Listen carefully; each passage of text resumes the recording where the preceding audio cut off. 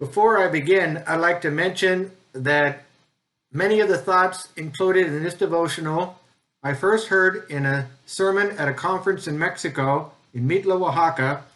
I especially like to thank Ismael Cruz Solorzano for his wonderful thoughts on the book of Job. And so I am combining a number of things that he said, the main thing about the theme and the focus of the book, and a lot of other thoughts that I've put together before, and I've put these together for this devotional. Hi, my name is John, and this is Moments with John. And today I'd like to share a little bit about Job. Throughout this video series, I've been talking about suffering. And usually when we think about Job, the number one thing we think about is suffering. Of course, Job did suffer a lot, but the main theme of the book is not actually pain and suffering. I'd like to begin by reading Job 1, 8-11. Now, at the beginning of Job, most of us know the scene. God is in his throne room, and Satan comes by, and God asks Satan where he's been walking around at. And finally, the Lord says to Satan, "Have you noticed my servant Job? He is the finest man in all the earth. He is blameless, a man of complete integrity. He fears God and stays away from evil." Satan replied to the Lord, "Yes, but Job has a good reason to fear you. You have always put a wall of protection around him and his home and his property. You have made him prosper in everything he does. Look how rich he is. But reach out and take everything he has, and he will surely curse you to your face." As we look at the context here, of course, we already know that God already knows what Satan is going to say. In fact, God is the one who mentions Job. But then Satan accuses God. He says he always gives Job what he asked. So the dynamic here is that Satan is casting doubt on God's honor. God says Job loves him because of who he is. But Satan says Job will curse God if he loses his things. I kind of think about this a little bit about why we marry someone. It would be really difficult, I think, to marry someone and then eventually find out they just married me for my money. So that would be really difficult. I thought they married me because of who I was and because my character, or we had fun together, we had that connection or something, something about me and romance or whatever. But to think that, they're just looking at me like a ATM machine or something like that, that would really make you feel really bad. And so this is basically what Satan is saying to God. Well, you're basically Job's ATM. You give him everything he wants. He loves you because of your money. And so this is attacking God's honor. This is the context of what's going on. God wants it to be clear that Job loves him because of who he is and not just because of his things. So we talked about another video, who actually caused the suffering of Job. When we talked about blaming God. Did God send all these calamities into his life? As we read through the next few verses, the Bible makes it clear that the devil caused all of it. But someone might say, well, God let the devil do it. So are we now blaming God for all the tragedies the devil causes because we think it is his fault because he allowed it? Hopefully in these videos, we have seen a little bit that the devil does have authority in this world and the right to cause all kinds of problems. But the most important thing, the theme that's been through all these videos been sharing, is that God never left Job. And Job, though complaining and suffering and wondering what in the world is going on, stayed faithful to God. He could not understand why God, whom he loved, would let all these things happen to him. In 13:15, though, he says, a lot like Paul and the other faithful folks in the Bible, "Though he slay me, yet I will put my hope in him." Job could never, ever figure out what he did to cause this. But in the end, God showed him that he loved him and that no matter what happens, the most important thing is to keep trusting in him, for he continues to have the ultimate power and will never leave or forsake Job. Let's just think for a minute of some of the things that Job did lose because of this interaction. He lost all of his oxen and donkeys and a bunch of his servants. And then immediately another servant comes by and says, "The fire of God," blaming God, that servant, "fell from the sky and burned up the sheep and the servants." And then another one came in and said, "The Chaldeans formed 3 raiding parties and swept down on your camels and carried them all off, and I'm the only one to escape. And number 4, a very super difficult one. Your sons and your daughters were feasting and drinking wine at the oldest brother's house, when suddenly a mighty wind swept in from the desert and struck the 4 corners of the house. It collapsed on them, and they were all dead, and I'm the only one who have escaped. At this, let's look at Job's reaction to all this. This is just complete disaster. Job got up and tore his robe and shaved his head, signs of mourning at that time, and showing what was in his heart. Then he fell down to the ground and worshiped and said, Naked I have come from my mother's womb, and naked I will depart. The Lord giveth, and the Lord taketh away. Blessed be the name of the Lord. In all this, Job did not sin by charging God with wrongdoing. Chapter 2, of course, Satan comes back and said, well, still didn't believe that Job had a strong faith, and he said to God, reach out and take away his health, and he will surely curse you to your face. There's again, Satan keeps saying, Job's going to curse you to your face. God said, all right, do with him what you please. Again, these calamities are being orchestrated in the background by Satan. But spare his life, says the Lord. So Satan left the Lord's presence, and he struck Job with the terrible boils from his head to his feet. We're seeing that Satan keeps saying he's going to curse you. And so the main theme of this book is not actually Job's suffering, but what will result as a result of Job's suffering. So the theme is the relationship between God and Job, not the suffering. But of course the question continues to linger, will he curse God? Will he turn his back on God? He's despairing, he's suffering, and he doesn't know all these things are going on in the background, what God and Satan were talking about. And you know, when we're thinking about the book of Job and all this suffering and all these 40 chapters and stuff, we really don't know how long this took place. But we do know that not very long after Job began suffering, that his friends arrived and spent 7 days in silence.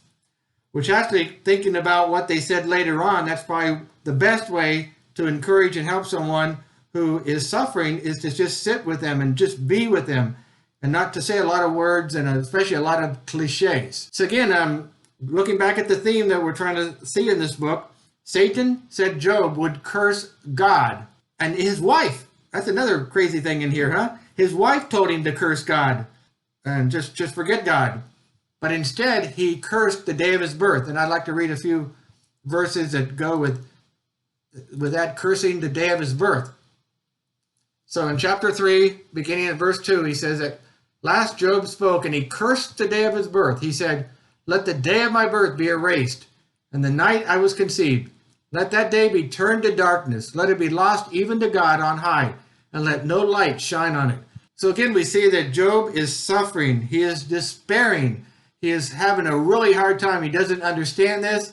He's lost almost everything he owned. He's lost his health. You know, even those with strong faith may respond by despairing and lamenting and crying and saying, what's going on? I don't understand this. Why is this happening to me? It's not necessarily showing a lack of faith. In fact, Jeremiah also cursed the day of his birth.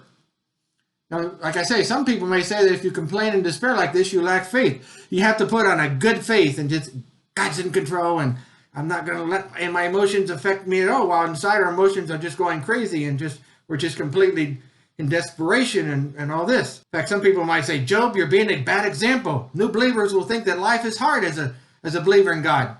Well, it is, right? And to try to just hide our feelings and put on this face of spirituality doesn't really help things very much. So we could actually say, thank you, Job. Thank you for feeling the same things as I do when I'm going through despair and suffering, or someone has died very close to me. I can identify with you. This is hard. I feel with you. Like I say, too many times we try to put on this Christian face to hide our suffering, not sure how others, sometimes even especially Christians, will respond to our despair and our doubts, all the things that we're going through. We need to be honest about our feelings, because God is the rock, not us. We need to be a rock in the foundation of our faith, but on the outward, what we're feeling, we can show it to God. David, Job, Jeremiah, even Paul, talked about how much he was suffering and how much it hurt. So God is a rock, not us, and we need to cling to him and his truth. It's hard to think of any, in fact, I don't know of any faithful person in the Bible that didn't go through hard times, difficulties, sufferings, and all these things like that, which makes it hard. Like there's some false teaching or folks, again, that don't really completely understand the full scope of the Bible. They make false promises to try to bring people into the flock. Accept Jesus and you won't have any problems. You will always be healthy. You will always be blessed. Your mother-in-law will always love you. And so, but the reality is that we live in this world of suffering. This is not heaven. As it talks about in the book of Revelation, all our tears will be wiped away because here on earth we do cry. Let our emotions go. God is big enough for us to say, I don't understand this. I don't understand what's going on. So the big question is, what is the reason or the root of your despair? We're always going to despair about different things when we're suffering and someone close to us is really bad off or passes away. What is the root of our despair? Of course, like I mentioned before, some say instead of despairing, we just need to be mature, to fast, to pray. And it's good to do all those things. But we need to express ourselves to God as well, and not just try to hide it and bury our emotions and our feelings. Now, in Job 3:24 and 26, Job talks about his greatest fear. What I've always feared has happened to me. What I dreaded has come true. Now, what is that? One thing I want to mention is that a few minutes ago, I read that list of all those things that happened, how he lost all of his livestock, and losing all of his crops, and of course losing his children, his wife turning his back on him, losing his health. But as we read from after that list on, those things are never mentioned. Job's greatest fear is, what has happened to my relationship with God? I thought that he loved me. He's my only source of hope and protection. Why is this happening to me? His focus is on his relationship with God. I do not feel that God is with me. I feel like he has abandoned me. All the logic that I know about God so far, and he does have limited logic. He doesn't have the whole Bible that we have, as I'll talk about a little bit later. So he thinks he's abandoned me, thinks he's not with me. God feels very far away from him, and he doesn't understand it because it's such a drastic change from how he used to interact with God. So Job's focus is on God. He does not, again, talk about things he's lost. He's talking about his loss of relationship with God, not all those other things, even though the awful, terrible thing is losing all of his children. Where is God? If he's not with me, I don't even want to live. I do not even want to continue life if God is not with me. At the core of the book of Job is worship, is dependency on God. As we saw at the end of chapter 1, after all these awful things happened to him, it says he bowed down and worshiped God. So that's what we need to really look into our heart. Job can live, even though it's hard, even though we see the whole book of it, some complaining and despairing and depression. And I can live without my children, my things, and my riches, but I cannot live without God. You are my everything. So which one is a priority in our life is the question of the book of Job. Because some people can live without God, but they cannot live without their children, their parents, their health, their money. Again, these are hard things to try to live without, to lose, to see them suffering. In fact, many have even committed suicide when they have lost their children or their parents or their health is so bad. Or either that, if they haven't committed suicide, they've completely turned their backs on God because they were living for these things and God was not the number one important thing in their life. So the most important thing not to lose is God, not things. The worst thing that we can say is that we can live without God. Now, the wonderful things for us is that we have much more revelation than Job ever had. We know the love of God through Jesus Christ dying for us, the greatest example of love ever. We know about the cross. We know about John 3:16, for God so loved the world that he gave his only begotten Son, that whosoever believes in him should not perish but have everlasting life. But he did not know about this unbelievable love that God showed us through Jesus Christ, giving all.